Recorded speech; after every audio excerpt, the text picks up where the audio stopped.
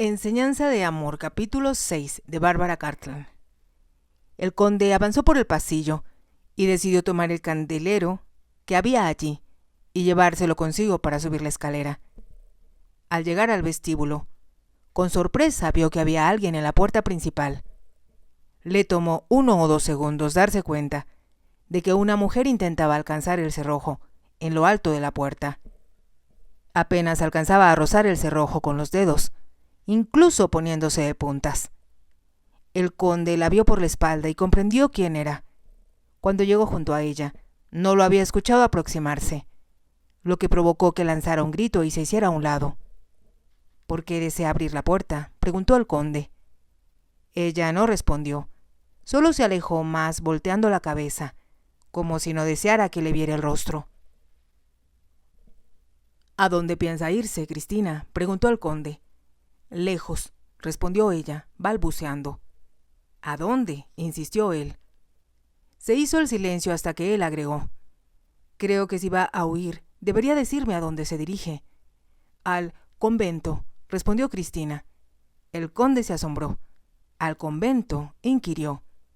Quiero irme, por favor, déjeme ir. Ahora su voz era suplicante, y levantó la mirada hacia él. A la luz del candelero que llevaba en su mano, el conde pudo ver su rostro por primera vez. Pensó que debía estar soñando. No era lo que él se imaginaba. Esperaba una mujer fea, de rostro duro, parecida a su padre. En cambio, veía a la que parecía ser una niña. Enormes ojos azules lo miraban con una expresión de temor que jamás había visto en el rostro de alguna otra mujer. Parecía dominar por completo su pequeña nariz, su barbilla puntiaguda y el rubio cabello que se rizaba sobre su frente ovalada. Parecía, pensó el conde, una criatura de no más de 10 o 12 años. Lo miraba como una niña, aterrada de ser castigada por algo que había hecho. Si desea huir, habló él después de un momento, con tono muy calmado. Es imposible que lo haga a mitad de la noche, a menos que alguien esté esperando. De pronto pensó que tal vez esa era la razón de que se mostrara tan renuente a tener algo que ver con él. Estaba enamorada de alguien más.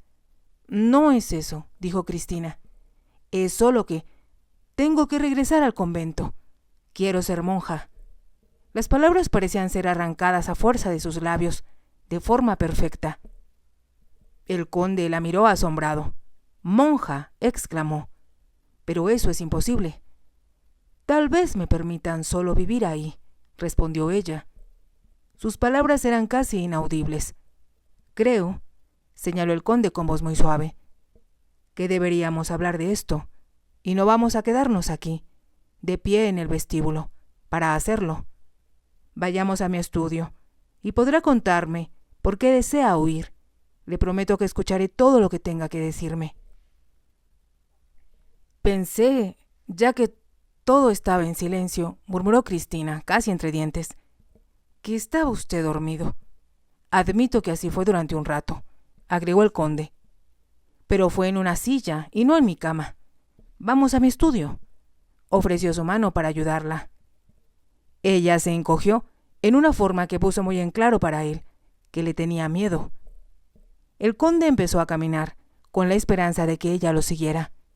Le resultaba difícil comprender lo que sucedía, o por qué se sentía así. Pensó que debía haber charlado con ella durante el trayecto desde Londres. Al llegar al estudio, descubrió que ella iba justo detrás de él. Cuando entró en la habitación, puso el candelero sobre su escritorio. Entonces arrojó al fuego 2 leños, de los que había junto a la chimenea. Las llamas los envolvieron. Entonces se dirigió hacia la mesa de bebidas. La botella de champaña que Brooke abrió cuando llegaron todavía estaba allí. Sirvió 2 copas y caminó de regreso junto a Cristina. Ella no se había sentado como él esperaba, sino que permanecía de pie junto a una silla, mirando el fuego. «Creo», señaló él, «que se perdió del champaña destinado para nuestro día de bodas». La vio estremecerse. La mano con que sostenía su copa temblaba. Siéntese, Cristina, le pidió el conde. No tenga miedo, pero cuénteme por qué está tan perturbada y por qué desea regresar al convento, inquirió con suave y tierna voz. Había descubierto durante su agitada vida que con frecuencia le era muy efectivo utilizar ese tono de voz con hombres que habían cometido algún delito o mujeres a punto de la histeria. Durante un momento pensó que Cristina se rehusaría. Entonces, con gran lentitud, ella avanzó para sentarse en la orilla de un sillón. El conde tomó asiento en una silla junto a Cristina. Entonces notó que la mano de ella temblaba tanto que el champaña de su copa casi se derramaba. Tomó una mesa pequeña del otro lado de la chimenea y la colocó junto a ella. Se dio cuenta de que al hacerlo ella se movía como temerosa de que él la tocara. También vio que la luz del candelabro sobre el escritorio estaba detrás de ellos. Tomó una pajuela de un recipiente que estaba sobre la repisa de la chimenea. La encendió en el fuego que provenía de ésta y prendió 2 velas que había sobre la repisa. Ahora podía ver mucho mejor a Cristina y notó que ella llevaba una capa sobre sus hombros. Además tenía una capucha que cubría la parte de atrás de su cabello. Ella dejó la copa de champaña que no había probado en la mesa. Creo, señaló el conde, que encontrará que la habitación está caliente por el fuego, así que debería quitarse la capa. Ella lo hizo, desatándola del cuello y dejando que se deslizara por su espalda. Él se dio cuenta de que lo único que llevaba era un bolso de mano. Mientras se sentaba en la silla trató de tranquilizarla, diciendo: «Ahora estamos cómodos, y espero que me diga con exactitud por qué huye. Después de todo, como ahora soy su esposo, es algo que me concierne». Vio que el color de sus mejillas subían de tono. A la luz de las velas pensó que era mucho más linda que cuando la vio por primera vez, junto a la puerta principal. A la vez, todavía parecía ser casi una niña.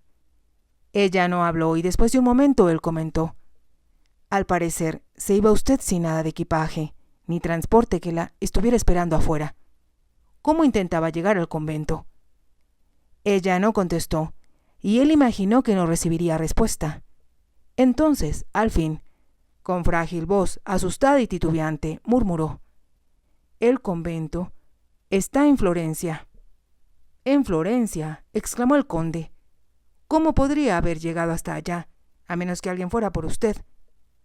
«Pensé», dijo Cristina, «que podría encontrar algún guía que lo arreglaría todo para mí». «Supongo que deseaba escapar de mí», señaló el conde. De nuevo el color subió a sus mejillas y desvió la mirada. «¿Le comentó usted a su padre que no deseaba casarse conmigo?», preguntó el conde. «Lo intenté», respondió Cristina. «Pero no me dijo, hasta esta mañana, que eso era lo que debía hacer». «Hasta esta mañana», exclamó el conde, «justo antes de abandonar Inglaterra». Cristina asintió. Aseguró que se iba lejos para morir, y que había alguien que me cuidaría y que tenía que casarme con él. Las palabras brotaban con dificultad, y el conde podía comprender el impacto que eso había sido para ella. «Como yo vi a su padre ayer por la mañana», añadió. «Pudo decírselo entonces, pero tal vez temía que usted huyera». «Lo habría hecho cuando me avisó que iba a casarme», murmuró Cristina. «Pero no tenía dinero».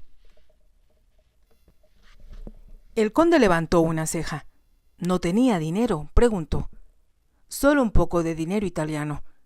Pero el señor Trenchard, cuando me llevó a la iglesia, me entregó 500 libras».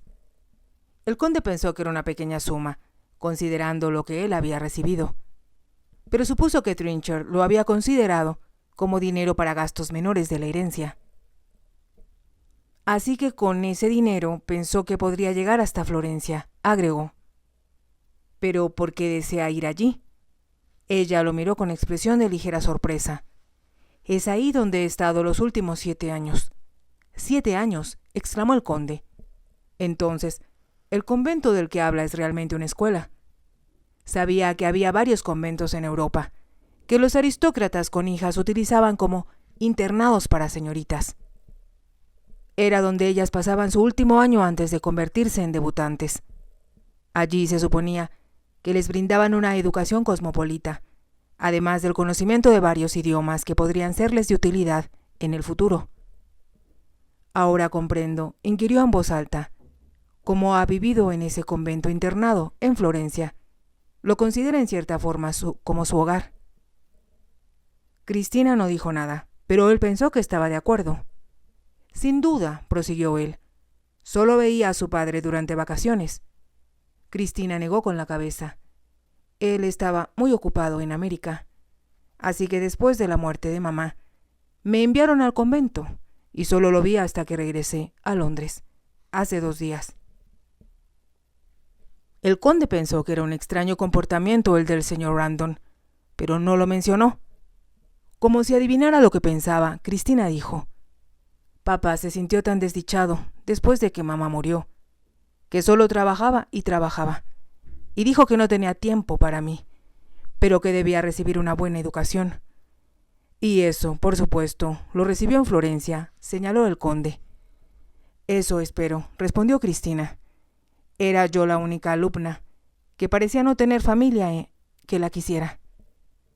Ahora su voz denotó un tono patético y el conde preguntó: ¿qué hacía durante las vacaciones? Algunas veces, si la madre superiora lo aprobaba, visitaba los hogares de muchachas que eran mis amigas, pero era muy cuidadosa con respecto a las invitaciones que podía aceptar. Creo que tenía miedo de que papá no lo aprobara. Se hizo un largo silencio hasta que el conde habló. Ahora puedo comprender, Cristina, por qué no deseaba casarse de manera tan apresurada y por qué sentía temor de mí. Cristina se apretó las manos antes de proseguir, con una voz que él apenas alcanzaba a escuchar. Las monjas dicen que es muy malo, un pecado, dejar que un hombre nos toque, a menos que lo amemos con nuestro corazón y con el alma. El conde no tenía idea de qué agregar a eso. Era algo en lo que no había pensado.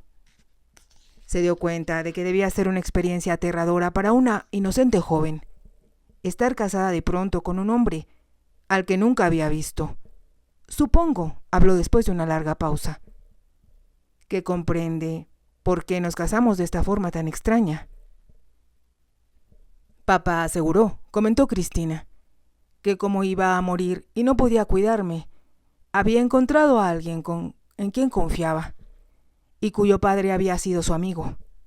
Es verdad, señaló el conde, pero creo que es justo que usted sepa que, cuando me acerqué ayer a su padre, no me había visto desde que era yo un niño. Le pareció ver un destello de interés en los ojos azules de Cristina, y prosiguió: puede ver que esta habitación está en un lamentable estado, así como toda la casa. Mi padre, que murió hace 2 años, estuvo muy enfermo durante largo tiempo, mientras yo me encontraba en el extranjero, y descuidó tanto la casa como la finca. Miró a Cristina para ver si lo escuchaba. Ella había vuelto la cabeza hacia él. Continuó: hice lo mejor que pude cuando regresé, pero no había dinero y las cosas, en lugar de mejorar, empeoraron. Cuando acudí a ver a su padre, debía yo una enorme cantidad de dinero y no tenía ni la más ligera idea de cómo poder pagar las cuentas o mantener a la gente que depende de mí. ¿Y papá lo ayudó?, preguntó Cristina. Me dio una enorme cantidad de dinero, respondió el conde, con la condición de que me casara con su hija. Cristina hizo un sonido que casi era un grito. Eso fue malo, muy malo, ya que no nos amamos el uno al otro. Eso es lo que yo también pensé, admitió el conde. Pero ya estaba en las últimas, y no había nada más que pudiera hacer. Me sentí profundamente agradecido con su padre por salvarme, cuando podía haber ido a dar a la prisión de los deudores. Por la expresión del rostro de Cristina, vio que le horrorizaba la idea. En voz alta, ella agregó: ahora está a salvo. Estoy a salvo, aseguró el conde, pero solo si usted se queda conmigo. ¿Qué quiere decir?, preguntó ella. Si huye, respondió, y se convierte en monja, me sentiré obligado, si he de comportarme como un caballero, a devolver el dinero que me entregaron con la condición de cuidarla. ¿Qué sucedería entonces?, preguntó Cristina. La casa se derrumbaría.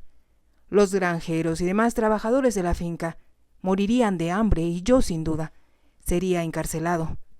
Cristina murmuró. No sabía, no comprendía. Lo sé, aseguró el conde. Así que lo que tenemos que hacer, Cristina, es sacar de alguna manera lo mejor de un mal asunto.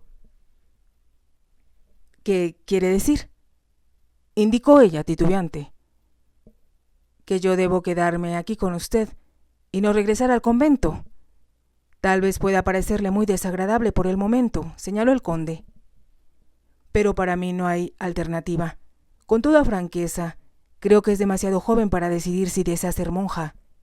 Fueron siempre muy buenas conmigo, comentó Cristina. No todas las monjas nos daban clases, algunas permanecían dentro del convento y solo las veíamos, ocasionalmente.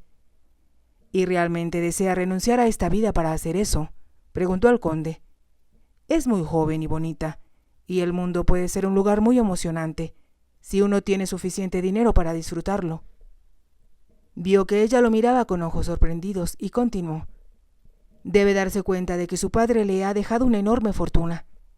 Puede tener los mejores caballos para montar y ofrecer fiestas si lo desea. Puede viajar por todo el mundo con comodidad. Sonrió antes de añadir. Yo viajé como soldado, y aunque con frecuencia era incómodo, me resultó emocionante. Pero no tuvo que casarse con alguien para hacerlo, dijo Cristina. El conde permaneció en silencio mientras pensaba con rapidez. Entonces agregó. Si no deseaba casarse conmigo, Cristina, con toda franqueza yo tampoco deseaba casarme con usted. Vio que los ojos de ella se abrían un poco, como si no hubiera pensado en ello. ¿Quiere decir que no deseaba una esposa? Siempre dije a mis amigos que no tenía intenciones de casarme, hasta que fuera mucho mayor. Acepté la sugerencia de su padre porque estaba absolutamente desesperado y, como se enterará, gran número de gente en la finca está al punto de la inanición. Cristina contuvo el aliento. Así que deseaba enamorarse antes de casarse. Por supuesto, aseguró el conde. Jamás le pedí a alguien que se casara conmigo, Cristina, ni he encontrado a alguien que yo deseara darle el lugar de mi madre en esta casa.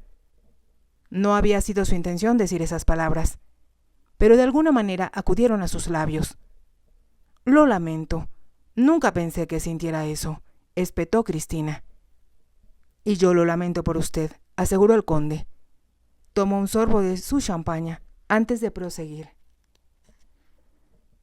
Creo que lo que tenemos que hacer ahora, si somos gente sensata, es pensar cómo podemos planear el futuro, para que ambos seamos felices, y usted no se sienta aterrada. Cristina lo miraba y él continuó. Creo que lo mejor sería empezar por el principio y admitir que somos dos extraños, que acabamos de conocernos pero que tenemos que trabajar juntos, para sacar a mucha gente de la desdicha y la infelicidad. Quiere decir, agregó Cristina con lentitud, que yo podría ayudarlo con esta casa y la finca. Sí, eso es lo que quiero decir, admitió el conde. Pero, continuó Cristina, ¿no estaríamos realmente casados? Como de nuevo se ruborizó, el conde comprendió con exactitud lo que insinuaba. Lo que sugiero es que nos comportemos como lo harían personas que tienen un asunto de negocios para trabajar juntas. Por supuesto, al hacerlo llegaríamos a conocernos el uno al otro. Cristina miró el fuego. Entonces, con la voz temerosa que le había escuchado antes, preguntó: «No, me tocaría a usted». «Le prometo que no la tocaré hasta que me pida que lo haga», respondió el conde con suavidad. Se dio cuenta de que Cristina lanzaba un profundo suspiro porque lo que la atemorizaba ya no existía más. Entonces, como si lo razonara para sí en voz alta, dijo: «Podríamos ser solo amigos». «Por supuesto», aceptó el conde. «Y debe comprender, Cristina, que es su dinero el que estaré gastando en reparar la casa y la finca, así como en alimentar y ayudar a la gente que vive aquí». Ella no respondió y él añadió con una sonrisa un tanto amarga: «Todo lo que puedo ofrecerle es mi título. Es muy antiguo y en cierto modo, se ha desgastado con los años». Creo que por eso papá me hizo casarme con usted, agregó Cristina. Deseaba que yo tuviera un marido inglés cuyo apellido fuera respetado y que no permitiría que se apoderara de mí un cazafortunas. Creo que su padre temía que eso pudiera suceder y que él estuviera demasiado enfermo para protegerla, añadió el conde. Yo no deseaba casarme con nadie, por el momento, y mucho menos con tanta prisa, señaló Cristina. Yo sentía lo mismo, aseguró el conde, pero ahora, ya que comprende la situación, sugiero, como ya mencioné antes, que empecemos por el principio. Lo primero que tenemos que hacer es conocernos y entendernos el uno al otro. Eso será casi tan emocionante y difícil como explorar un nuevo país. Cristina lanzó una especie de risa. Fue un sonido muy bonito y el conde pensó que cambiaba la expresión de su rostro. Ya no parecía tan asustada. No tenía esa especie de actitud recelosa que algunas mujeres muestran cuando desean escapar de algo que las atemoriza. Nunca pensé que yo sería explorada como si fuera un nuevo país, bromeó. Con frecuencia he añorado explorar partes del mundo que todavía no he visto. Si te ha gustado, te invito a que te suscribas, a que me regales un me gusta y actives la campanita para que puedas seguir escuchando esta historia. Gracias.